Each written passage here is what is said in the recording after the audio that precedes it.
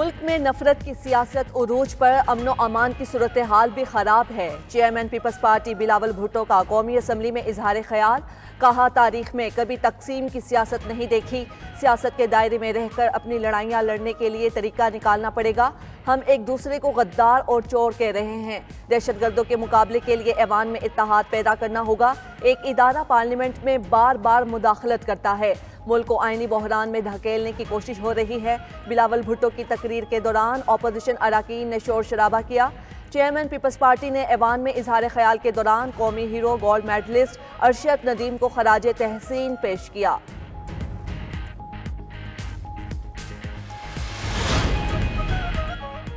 Gold medalist Arshad Nadeem کی تاریخی کامیابی پر قومی اسمبلی میں قرارداد منظور۔ قرارداد میں کہا گیا کہ ایوان حکومت سے مطالبہ کرتا ہے کہ ارشد ندیم کی بھرپور عزت افزائی کی جائے۔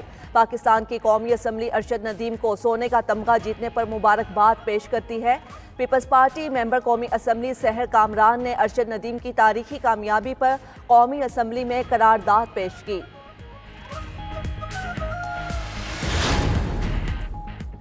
ارشد ندیم نے اولمپکس میں تاریخ رقم کر دی۔ ارشد ندیم کی 92.97 میٹر تھرو کر کے اولمپکس کا نیا ریکارڈ بنا دیا۔ پاکستان نے اولمپکس میں 40 سال بعد گولڈ میڈل جیتا۔ پاکستان نے 1984 اولمپکس میں ہاکی کے گولڈ میڈل جیتا تھا۔ یہ انفرادی مقابلوں میں پاکستان کا پہلا گولڈ میڈل بھی ہے۔ پاکستانی ایتھلیٹ نے آخری کوشش میں 91.79 میٹر تھرو پھینکی۔ جیولن تھرو کے فائنل میں دوسرا کوئی ایتھلیٹ 90 میٹر سے زیادہ تھرو نہ کر سکا۔ ارشد ندیم کے گولڈ میڈل کے بعد پاکستان کے اولمپک میڈلز کی تعداد 11 ہو گئی۔ 4 طلائی، 3 چاندی اور 4 کانسی کے تمغے شامل ہیں۔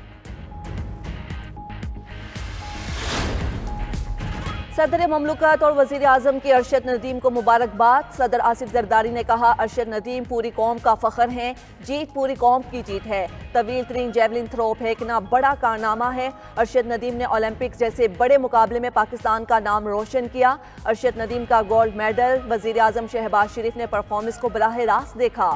وزیر اعظم نے ارشد ندیم کی شاندار کامیابی پر پاکستان زندہ باد کا نعرہ لگایا۔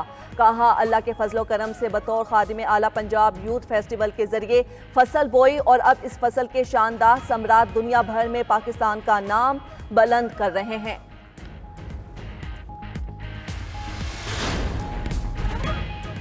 زراعت میں ترقی کے لیے ٹیکنالوجی استعمال کرنا ہوگی۔ حکومت 1000 زرعی ماہرین کو تربیت کے لیے چین بھیجے گی۔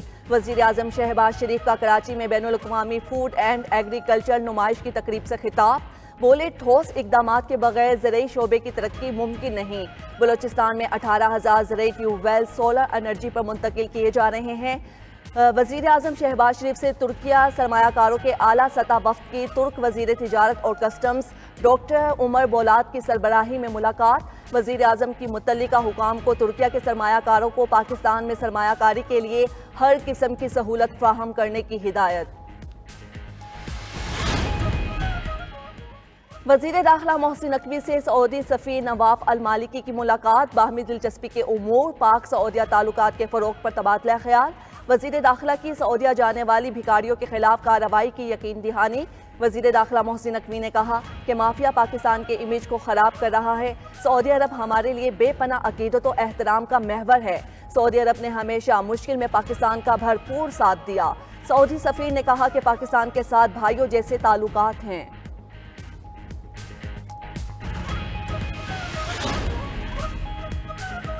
دنیا اور پاکستان ایک گہری تبدیلی سے گزر رہے ہیں۔ نئے غیر یقینی چیلنجز نے سیکیورٹی کو مزید غیر مستحکم کر دیا۔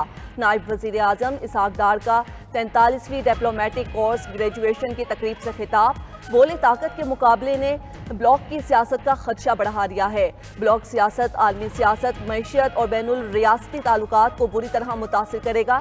پوری دنیا کے معاشرے دباؤ کا شکار ہیں۔ دائیں بازو کی سیاست کا واضح عروج ہے۔ خود مختاری، علاقائی سالمیت اور آزادی کے لیے چیلنجز کا جواب دینا چاہیے۔ 14 روزہ دھرنے نے حکومت کو معاہدے کرنے پر مجبور کیا۔ حکومت نے بجلی کی قیمتوں پر نظر ثانی کی یقین دہانی کرائی۔ 1 ماہ میں IPPs کی رپورٹ سامنے آئے گی جس سے قیمتیں مشروط ہیں۔ امیر جماعت اسلامی کا لاہور، کراچی، ملتان، پشاور سمیت کئی شہروں میں جلسے کرنے کا اعلان۔ حافظ نعیم الرحمان نے کہا جماعت اسلامی اور حکومتی کمیٹیاں ختم نہیں ہوئی، معاہدے پر پیش رفت کا جائزہ لیتی رہیں گی، ہماری تحریک جاری ہے، معاہدے کے بعد گھر نہیں جا رہے، معاہدے پر عمل درآمد نہ ہوا تو ملک گیر ہڑتال اور بل جمع نہ کراؤ تحریک کا اعلان کر سکتے ہیں۔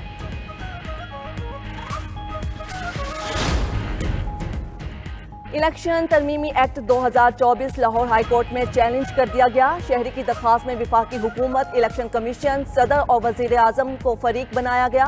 درخواست میں موقف اپنایا کہ سپریم کورٹ کے فیصلے کو ختم کرنے کے لیے الیکشن ایکٹ میں 4 ترامیم کی گئیں۔ ترمیمی ایکٹ بحث اور متعلقہ کمیٹی کی منظوری کے بغیر پاس کیا گیا۔ Lahore high court election act 2024 کو کالعدم قرار دے، درخواست کے حتمی فیصلے تک ترمیمی ایکٹ پر عمل درآمد روکا جائے۔